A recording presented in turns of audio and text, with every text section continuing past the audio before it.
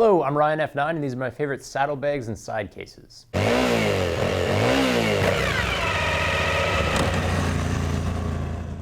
As the name suggests, saddlebags have been around since before we traded horses for horsepower. When they made the transition to motorcycles, they look something like this. And this is Saddlemen's Express Cruis'n Slant Face Pouch saddlebags, and the name is really clunky, but the bag isn't. I mean, these are streamlined, they're classic, no gaudy tassels, no tacky rivets. Opening it up, I just turn these thumb screws here, pop those guys off, and then pull on the Velcro tabs on the side, and then you get into the bag through the top. Now I measured this guy to be about 5 inches wide, it's about 9 inches deep, and about 14.5 inches at the longest point. Now that's plenty of room the way I pack for a 3 or 4 day ride between the pair of bags. Now, I really love these hard panels in here as well. They give the whole thing a sort of semi-rigid construction. And it's not so loose that it's flapping around in the wind, and at the same time it's not so rigid that if I drop my bike on it, it's going to shatter or something like that. I really like the way that that's designed because if I have something big as well that I want to cram in here, I can pretty much make it fit. Moving to the outside now, we get this secondary pouch. So I have this heavy-duty Velcro flap up top, and then this zipper underneath. So I like the doubling up in terms of waterproofing there. Anything that I need quick access to, maybe my sunglasses, my cell phone, probably end up in there. My main criteria when I put this list together was installability. If I'm buying a saddlebag online, I don't want to guess whether it's going to fit my bike or not. So I chose the Express Cruis'n because Saddlemen makes fitment really easy. Big over-the-fender yoke on top, and that's going to work on pretty much any motorcycle. I can also adjust it forward and backwards using this extra mounting hole here, which is really nice because I want this slant face on the front of the bag to line up perfectly with that exposed suspension coil on my bike. And coming back around, there is this strap underneath the yoke that runs across this double D-ring here. And that's just going to be some extra support in case the Velcro tends to pull apart on me. The strap's going to stop it. Going down here on the front, there's 2 tie strings. There's 2 on the back as well on each bag for a total of 8.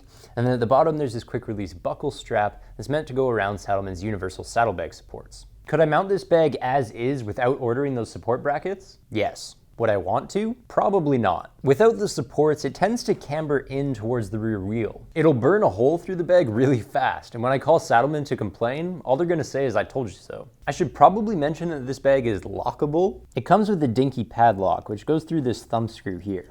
This looks like something that an 8-year-old girl would use to lock her diary. And on that note, an 8-year-old could probably break it open with her bare hands too.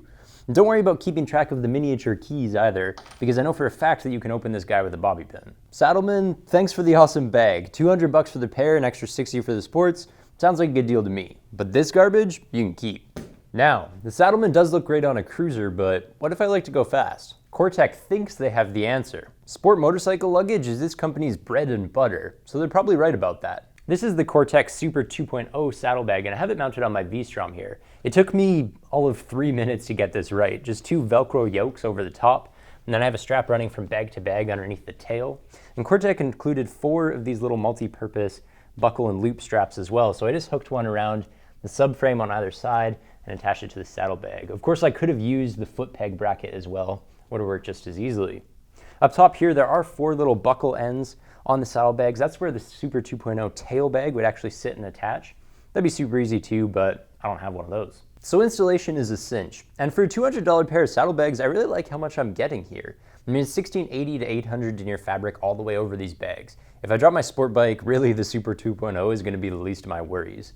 On the bottom as well, we have this heat shield all the way around, so my muffler is not going to cook my lunch that's inside this bag. And then on the back side of this, the contact patch with the motorcycle, that's all non-slip, non-scratch material as well. The outer surface has some reflective piping and then this zippered pocket here.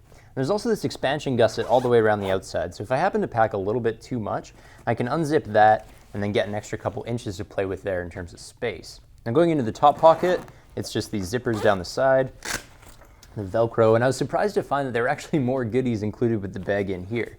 Take these out. These are both scratch-resistant belts, and they go around the Velcro yoke that goes over my bike. So if it has to cross a painted surface, these will keep it from scratching the tank. They're also useful if I have a passenger on the back because they cover up those Velcro straps that would otherwise stick to my pillion's pants. I also get a rain shell for each saddlebag, and wildly enough, each rain shell here comes inside its own rain shell. They're just plastic shells with shock cords around the top, but they work okay.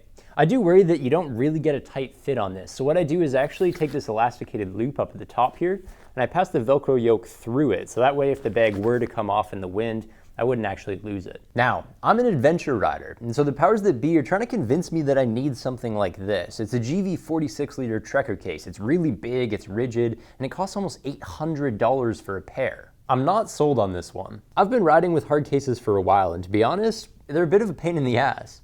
I mean, the rigid shell makes it difficult to cram things into here if it's a tight fit. And if I'm riding through a narrow trail or a gap in the fence, there's no wiggle room with this. It either fits or it doesn't.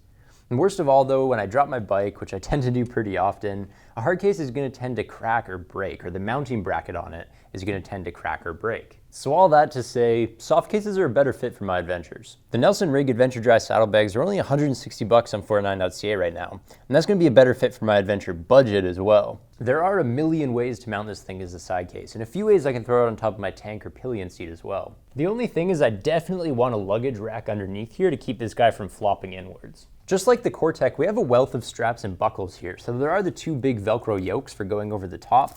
Then we have 4 different buckled straps on the back. Moving around the side, this one obviously here is for the fold over closure, but this one at the bottom is just a female end. So Nelson-Rigg gave us 4 of these multi-purpose straps here. There's loads of options to tie that to the bike, and that's going to be quick released into there. Coming around the front, what I can do is I can take a compression strap here and run it through one of these D-rings on the front to the other side and actually cinch down my load with that. The other thing that I would probably do with these D-rings though is actually throw my tent across the front like this and then tie it to the outside of the saddlebag there. Opening it up, this is just a typical roll over dry bag there. And then on the inside, it's just 27 liters of empty space. And personally, I actually really love the no frills design. I can stuff my junk in there, seal it off, throw it in the lake, and it's going to come out dry. I mean, that's simple, that's functional, it's exactly what I want for my adventure kit. So, I've already picked a great option for cruising, for sport riding, and for adventuring. To close this off though, I picked the Givi E21 Monokey side cases for city and commuter riding. Of course I couldn't make this video without giving a nod to the Italian giant. I mean, Givi is the king of motorcycle luggage, and sooner or later I had to pay homage. But the E21 is well worth the praise. I mean, because it's so slim, this is perfect for commuters, city riders who need that extra storage space without the extra bulk. Now, of course, I would never split lanes in Canada, but hypothetically, if I did, now this would be perfect for sliding through traffic without trading paint. These guys retail around $200, which is pretty inexpensive for hard cases and unheard of for the made in Italy Givis. My pocket change is getting me the legendary waterproof, theft-proof, dust-proof build quality, and I also get the style. I mean, I see E21s on all kinds of motorcycles and scooters, and somehow it manages to look perfect on all of them. Yes, I have to buy a vehicle-specific mounting bracket for the E21. That's an extra cost, but at least I know that the case is going to fit well. Once I have the bracket installed, it's super easy to pop on and off. Just turn the key halfway and then press this button to open the quick release. I got 4 of these keys in the box, by the way. I'm not really sure why I'd ever need that many, but there you go. Opening it up, I get 21 liters of empty space in here. And everything I take to work can fit in one of these just fine, and the pair of them can handle my average grocery run. Of course, it's not going to take my helmet even if I just wear a brain bucket, but then again, I'm buying the E21 because it's so slim, so really what do I expect? And that's it. Saddlemen Express for cruising, Cortech Super 2.0 for sport riding, Nelson-Rigg Adventure Dry for adventuring, and Givi's E21 for commuting.